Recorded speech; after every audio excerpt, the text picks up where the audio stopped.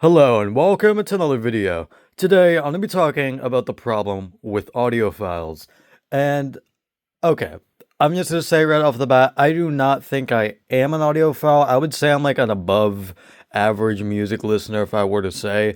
But I'm going to be honest, I do not like fully pay attention to like every single song I am playing currently because sometimes I just kind of can't do that. When I'm doing something else, it's very difficult for me to listen to the music and like fully concentrate on it and also do that other thing. I just can't do it. And most of the time when I'm listening to music, that is what I'm doing. I'm doing something else. So that's why I say I'm not really an audiophile. Even when I sit down and like fully take in the music, there are some things I can still miss. So, yeah. However, there are a lot of things that audiophiles just kind of push to people that I don't think is really great. And I think the biggest problem with audiophiles is just them thinking that something makes a difference when in reality it really doesn't. For example, the biggest example I can think of is DAC amps or just DACs in general, and especially audiophiles recommending stuff that is like above $500. And let me just say this right now, for most people, for a grand majority, like probably even like 99, 98% of people with headphones, you do not need something over like $400. Like you do not need like an above $400 DAC amp for most instances. Even if your headphones or IEM, no, not even IEMs, because IEMs do not require power or that much power, but headphones do at some level. Even if you have like very, very high impedance headphones and very, very low sensitivity headphones that are hard to drive, there are still plenty of DAC amps that are below $400. Hell, even between the $100 to $200 range that can run like 600 ohm headphones. And I know ohms isn't a great measurement for headphones because even if a headphone has like low ohms, it could still have very, very low sensitivity. So that will mean it will just be hard to drive anyway. And I get that. However, again, most DAC amps can run a lot of headphones perfectly fine. And even if you want to drive like higher end, like higher impedance headphones, you can just look at the specs of what a DAC amp can actually run and the watts and whatever the hell you need to look at. But I do not think you need to get a above $400 DAC amp, especially because I don't think it really provides anything. Like really over like a $400, $300 DAC amp or even a $200 one. It really doesn't provide that much more. And also, a lot of audiophiles say, oh, the sound quality and the detail has improved with this $1,000 DAC amp. Like, probably not. No, I do not believe that that's true at all. Because DAC amps just simply convert convert a digital signal into an analog one. That is all it's doing, and an amp just provides power.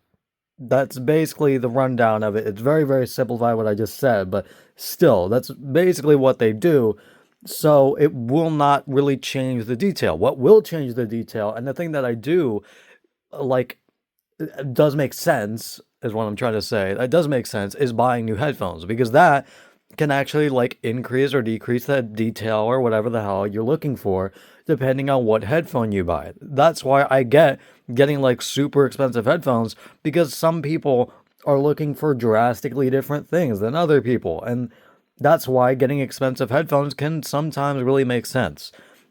But again, getting something like a very expensive, like $1,000, like a $1,000 DAC amp just does not make sense at all. Like, because again, it's not going to really improve the sound quality unless there's like maybe software, but I can think of maybe like two DAC amps that have software. So yeah, like it's really not going to improve the sound signature or the detail like all that much compared to a $200 DAC amp or a $300 DAC amp in most cases. And even if it doesn't improve it, I don't think it's still worth it, because again, $1,000 plus or even $400 plus for a DAC amp is very, very, very, very expensive. You are just kind of wasting money at that point, in my opinion. Again, just go for a $200 DAC amp. That will satisfy most people's use cases even for decently hard to run headphones. And again, that's honestly what I think the biggest problem with audiophiles are. They just think that something makes a difference, but in reality, it's not making a difference at all. It's just placebo. I think the biggest problem with audiophiles, as I said, is just placebo. They think something is making a difference when it's really not.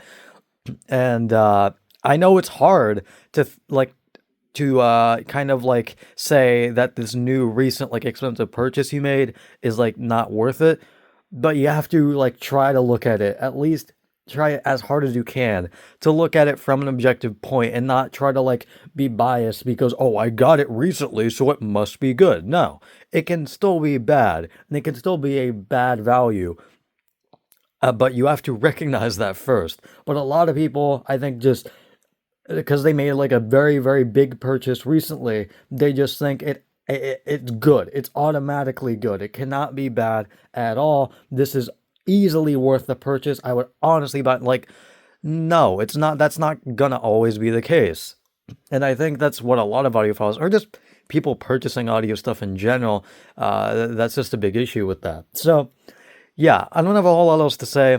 Just that's the biggest problem I have with audiophiles, and I will see you guys later. Goodbye.